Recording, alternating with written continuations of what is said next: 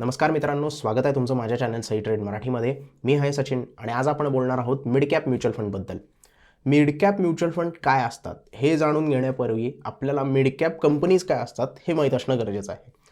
मार्केटमध्ये तुम्ही बघितले असाल की लार्ज कॅप कंपनी असतात, स्मॉल कॅप कंपनीज असतात आणि मिड कॅप कंपनीज असतात. पण ह्याचं जे डेफिनेशन असतं की कुठल्या लार्ज कॅप कंपनी आहेत बाबा, कुठल्या मिड कॅप कंपनी आहेत आणि कुठल्या स्मॉल कॅप कंपनी आहेत हे आपल्याला माहीत असणं गरजेचं असतं.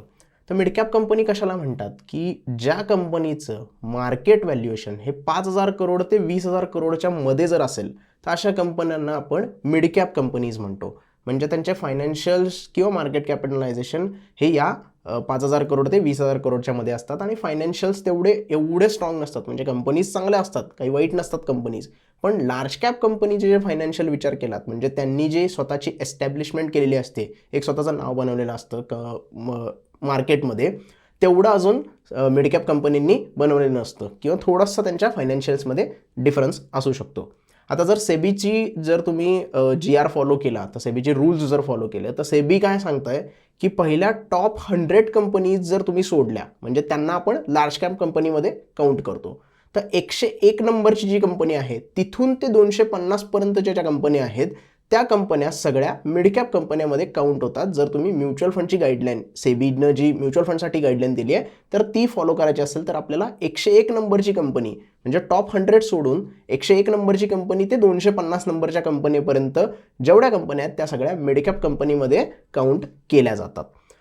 आता हे झालं मिड कॅप कंपनींबद्दल. मिड कॅप फंड काय प्रकार आहे, तर ज्या AMCs म्हणजे ज्या आपण म्युच्युअल फंडच्या कंपनीज असतात त्याला आपण ॲसेट मॅनेजमेंट कंपनी पण म्हणतो. मग ज्या AMCs अशा मिड कॅप कंपन्यांमध्ये आपला जो फंड असतो तो इन्व्हेस्ट करतात त्यांना आपण मिड कॅप म्युच्युअल फंड असं म्हणतो.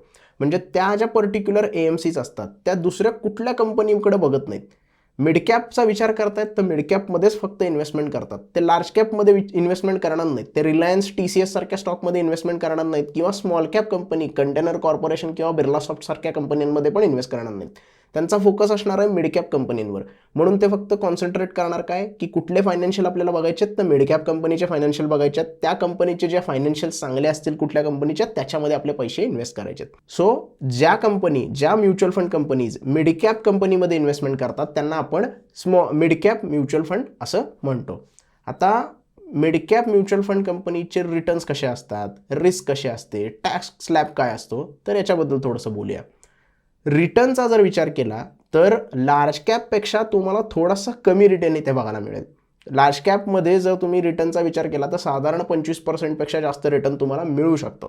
पण मिड कॅपमध्ये तुम्हाला त्याच्यापेक्षा थोडासा कमी रिटर्न मिळेल, पण तिथे तुम्हाला रिस्क जी आहे ती पण थोडीशी कमी भेटेल. म्हणजे स्मॉल कॅप कंपनीमध्ये जर तुम्ही विचार केला तर रिस्क थोडीशी जास्त असते कारण ती खूप जास्त वोलाटाईल असतात कंपनीज. स्मॉल कॅप कंपनीज कधी कधी दिवसाला 20% 15%च्या सर्किटवर चालू होतात, सर्किटवर बंद होतात. सर्किट बाय सर्किट त्या कंपन्यात कधी कधी चालतात. पण मिड कॅप कंपनीज काय होतात की खूप कमी अशा मिड कॅप कंपनी आहेत ज्या सर्किट टू सर्किट चालतात. म्हणजे कमी व्हॉलॅटिलिटी असते आणि थोडंसं फायनान्शियल स्मॉल कॅपपेक्षा चांगल्या पद्धतीचे असतात आणि शिवाय मार्केट कॅपिटलायझेशन पण त्यांच्यापेक्षा चांगल्या पद्धतीचं असतं. त्यामुळे याच्यामध्ये व्हॉलॅटिलिटी कमी असते म्हणून स्मॉल कॅपपेक्षा रिटर्न कमी असतील, पण लार्ज कॅपपेक्षा रिटर्न तुम्हाला मिड कॅपमध्ये चांगले बघायला मिळतात. लार्ज कॅपमध्ये जर तुम्ही विचार केला तर समजा लार्ज कॅप म्युच्युअल फंडमध्ये जर तुम्हाला 15 ते 17% रिटर्न मिळत असतील तर तुम्हाला मिड कॅपमध्ये 18 ते 22% रिटर्न मिळण्याची शक्यता असू शकते. फक्त तुम्हाला कंपनी कुठली चांगली आहे ही डिसाईड करावी लागते. दुसरं आलं रिस्क फॅक्टर डायरेक्टली रिलेटेड आहे ते व्हॉलॅटिलिटीशी. जेवढी व्हॉलॅटिलिटी जास्त असणार तेवढी रिस्क तुमची वाढणार, जेवढी व्हॉलॅटिलिटी कमी असणार तेवढी तुमची रिस्क थोडीशी मॅनेज होणार. मग लार्ज कॅप कंपनीमध्ये काय असतं की व्हॉलॅटिलिटी खूप कमी असते, त्याची जी मुवमेंट असते ती खूप कमी पद्धतीने चालतं. म्हणजे मुवमेंट जी असते ती एकदम फास्ट नसते, नॉर्मल मुवमेंट तिथे आपल्याला बघायला मिळते. पण जर मिड कॅप कंपनी जर आपण बघितल्या तर त्याची मुवमेंट लार्ज कॅपपेक्षा थोडीशी जास्त असते. 4-5%ची मुवमेंट तो दिवसभरात करू शकतो, त्याच्यापेक्षा जास्त स्मॉल कॅपची असते. 15 ते 20%ची मुवमेंट तो करू शकतो. मग ही जी व्हॉलॅटिलिटी आहे ती मिड कॅपची जी असते ती मॉडरेट असते. ना स्मॉल कॅपसारखी एकदमच जास्त असते ना लार्ज कॅपसारखी एकदमच कमी असते. त्यामुळे जर तुम्हाला स्टेबल इन्व्हेस्टमेंट पाहिजे असेल किंवा स्टेबल रिटर्न पाहिजे असतील तर तुम्ही मिड कॅपसाठी जाऊ शकता आणि मिड कॅप म्युच्युअल फंडमध्ये इन्व्हेस्टमेंट करू शकता. त्यानंतर गोष्ट आहे ती एक्सपेन्स रेशोची. आता एक्सपेन्स रेशो हा लार्ज कॅपपेक्षा थोडासा जास्त बघायला मिळतो तुम्हाला, पण स्मॉल कॅपपेक्षा कमी बघायला मिळतो. जसं की याचं नाव आहे मिड कॅप फंड, हा दोन्हीच्या मध्येच असणार आहे कायम. ना लार्ज कॅप एवढा असणार आहे म्हणजे त्याचे फायनान्शियल एवढे भारी असणार आहेत, ना स्मॉल कॅप सारखे कंपनीचे फायनान्शियल थोडेसे खराब पण असणार आहेत. त्यामुळे हे कायम मधल्या भावासारखेच काम करणार. ना मोठा भाऊ आहे ना छोटा भाऊ आहे, एकदम स्टेबल राहणार आणि मिड कॅपसारखे रिटर्न तुम्हाला जनरेट करून देणार. एक्सपेन्स रेशोचा विचार केला तर कम्पॅरेटिव्हली लार्ज कॅपपेक्षा थोडासा एक्सपेन्स रेशो जास्त असू शकतो आणि स्मॉल कॅपपेक्षा थोडासा कमी एक्सपेन्स रेशो तुम्हाला इथे बघायला मिळतो. त्यातल्या त्यात कुठले चांगले म्युच्युअल फंड आहेत हे एक्सपेन्स रेशोवरून आपण शोधायचे आणि ज्याचा एक्सपेन्स रेशो आपल्याला कमी दिसतोय आणि रिटर्न्स पण चांगले दिसत आहेत, कन्सिस्टंट रिटर्न दिसत आहेत, अशा म्युच्युअल फंडमध्ये आपल्याला इन्व्हेस्टमेंट करता येऊ शकते आणि आपण त्यामध्ये इन्व्हेस्टमेंट करू शकतो. त्याच्यानंतर इम्पॉर्टंट पार्ट आहे तो म्हणजे तुमच्या इन्व्हेस्टमेंट गोलचा. तुम्ही किती वर्षासाठी इन्व्हेस्टमेंट करताय हा तुमचा गोल असतो. तुम्ही काहीतरी गोल सेट करता, मला 5 वर्षानंतर घर घ्यायचं आहे, मला 5 वर्षानंतर डाऊन पेमेंट भरायचं आहे गाडीचं, किंवा मला आत्ता जी गाडी आहे ती 5 वर्षानंतर चेंज करायची आहे. जर हे तुम्ही 5 वर्षापासून 3 ते 5 वर्षापर्यंतचं जे गोल तुम्ही सेट करणार असाल तर तुम्ही मिड कॅप म्युच्युअल फंडमध्ये इन्व्हेस्टमेंट करू शकता. तुम्हाला चांगले रिटर्न 5 वर्षापर्यंत इथे मिळू शकतात. पण सगळ्यात पहिल्यांदा तुम्ही गोल सेट करणं गरजेचं आहे. जर तुमचं गोल 10 वर्षाचा असेल तर तुम्ही थोडंसं स्मॉल कॅपकडे वळू शकता किंवा लार्ज कॅपकडे पण वळू शकता. पण मिड कॅपसाठी तुम्ही एक शॉर्ट टर्म गोल डिसाईड करू शकता आणि त्याप्रमाणे तुमचं जे अचीव आहे गोल तुम्ही करू शकता. त्याच्यानंतर आहे टॅक्स. टॅक्स जो आहे तो सगळ्या म्युच्युअल फंडच्या कॅटेगरीमध्ये सेमच असतो. तो लार्ज कॅप असू दे, स्मॉल कॅप असू दे किंवा मिड कॅप असू दे. जर तुम्ही शॉर्ट टर्मसाठी इन्व्हेस्टमेंट करणार असाल तर 15%चा तुम्हाला 1 वर्षाच्या आधी जर रिडीमशन कराल तर तुम्हाला टॅक्स द्यावा लागतो. 1 वर्षानंतर जर तुम्ही रिडीम करणार असाल आणि तुमचं प्रॉफिट 1 लाखाच्या आत असेल तर तुम्हाला टॅक्स फ्री असतं ते. आणि 1 लाखाच्या वरती जर तुमचं प्रॉफिट गेलं आणि तुम्ही 1 वर्षानंतर जर प्रॉफिट काढून घेणार असाल तर जेवढं 1 लाखाच्या वरती अमाऊंट तुम्ही कमवलेली आहे त्याच्यावर तुम्हाला 10% LTCG द्यावा लागतो. तर टॅक्सचे जो टॅक्सेशन जे आहे ते सेम असतं. डेप्थ म्युच्युअल फंडमध्ये पण सेमच तुम्हाला बघायला मिळतं. जर तुम्ही mid captcha depth mutual fund बघितला तर ते पण तुम्हाला सेमच त्या पद्धतीने टॅक्सेशन बघायला मिळेल. आता आपण सगळ्यात महत्त्वाच्या पॉईंटवर बोलूया, ते म्हणजे मी जे सिलेक्ट केलेले 2 म्युच्युअल फंड आहेत मिड कॅपवाले ते कुठले आहेत आणि मी का ते सिलेक्ट केलेत हे पण तुम्हाला सांगणार आहे. आणि तुम्ही जर हे म्युच्युअल फंड बाय करणार असाल तर तुमच्या फायनान्शियल ॲडवायझरशी प्लीज पहिल्यांदा सल्लामसलत करा आणि त्याच्यानंतरच याच्यामध्ये इन्व्हेस्टमेंट करा. मला चांगले वाटत आहेत म्हणून मी याच्यामध्ये इन्व्हेस्टमेंट करणार आहे, असं नाही आहे की मला जे चांगलं वाटतं ते तुम्हाला चांगलं वाटायलाच पाहिजे. त्यामुळे जे 2 म्युच्युअल फंड मी ॲनालाइज केलेत त्याबद्दल थोडंसं आपण आता बोलूया. झिरोधा कॉईनमध्ये आपण आत्ता गेलेलो आहे. झिरोधा कॉईनमध्ये आपल्याला सर्च करायचे आहेत. मी नॉर्मली झिरोधा कॉईन वापरतो. जर तुम्हाला म्युच्युअल फंड बाय करायचे असतील तर लिंक डिस्क्रिप्शनमध्ये अवेलेबल आहे. तुम्ही तिथे जाऊन तुमचं अकाउंट ओपन करू शकता आणि म्युच्युअल फंड तिथून बाय करू शकता. सगळ्यात पहिल्यांदा आहे तो quant mid cap fund. Quant mid cap फंडमध्ये आपण बघणार आहोत quant mid cap fund. Quant mid cap fund इथे तुम्हाला दिसतंय की क्वांट मिड कॅप फंड काय आहे. इक्विटी आणि ग्रोथ आपल्याला सिलेक्ट करायचं आहे. कायम ग्रोथ आपल्याला इथे सिलेक्ट करायचं आहे. तर ग्रोथ आपण सिलेक्ट केलेला आहे क्वांट मिड कॅप फंडचा डायरेक्ट ग्रोथ. त्याच्यानंतर त्याची NAV तुम्हाला इथे बघायला मिळते. 3 वर्षाचा CAGR इथे बघायला मिळतोय. मिनिमम इन्व्हेस्टमेंट, एक्झिट लोड आणि एक्सपेन्स रेशो, या सगळ्या गोष्टी तुम्हाला एका स्क्रीनवर इथे दिसत आहेत. आता थोडंसं एक्सप्लेन करतो मी. CAGR जर आपण 5 वर्षाचा इथे बघितला तर साधारण आपल्याला तो दिसून येतोय 21.33%. साधारण 21.5%चा CAGR आहे 5 वर्षाची जर तुम्ही इन्व्हेस्टमेंट करताय. 3 वर्षाचा आपण इथे बघितला साधारण 30% आपल्याला CAGR मिळतोय. आणि 1 वर्षासाठी जर तुम्ही इन्व्हेस्टमेंट करणार असाल तर 43%चे CAGRनं इथे रेटचे रिटर्न जनरेट झालेले आपल्याला दिसून येत आहेत. मिनिमम इन्व्हेस्टमेंट 1 टाईम करणार असाल तर 5,000 रुपये आहे आणि बहुतेक इथे 500 रुपये मिनिमम SIPसाठी अमाऊंट असू शकते. एक्सपेन्स रेशो खूप कमी आहे 0.57%. जसं आपण सगळ्यात महत्त्वाची गोष्ट इथे लक्ष देणार आहे ती म्हणजे एक्सपेन्स रेशो. एक्सपेन्स रेशो जेवढा कमी असेल तेवढा प्रॉफिटमध्ये आपल्याला कमी हिट बसणार आहे. कारण जर तुमचं प्रॉफिट जर चांगलं झालं किंवा तुमची जर समजा आज इन्व्हेस्टमेंट 1 लाख रुपयाची आणि तुम्हाला 0.57%चा एक्सपेन्स रेशो आहे तर 10 वर्षानंतर तुमची इन्व्हेस्टमेंट जेव्हा 10 लाखाची होईल त्या 10 लाखावर पण तुम्हाला 0.57%चा एक्सपेन्स रेशो द्यावा लागणार आहे. तर जेवढा इथे कमी एक्सपेन्स रेशो आपण बघू तेवढा आपल्याला चांगला प्रॉफिटमध्ये कमी हिट आपल्याला बघायला मिळेल. कारण जर तुम्ही आत्ताच जर 1.25%चा एक्सपेन्स रेशो बघितला आणि 1 लाखाला जर 1.25% तुम्हाला आत्ता कमी वाटत असेल तर 10 लाख इन्व्हेस्टमेंट झाल्यानंतर त्या 10 लाखावर तुम्हाला 1.25%चा जो एक्सपेन्स रेशो आहे तो खूप जास्त दिसायला लागेल. त्यामुळं एक्सपेन्स रेशो आपल्याला इथे बघायचा आहे.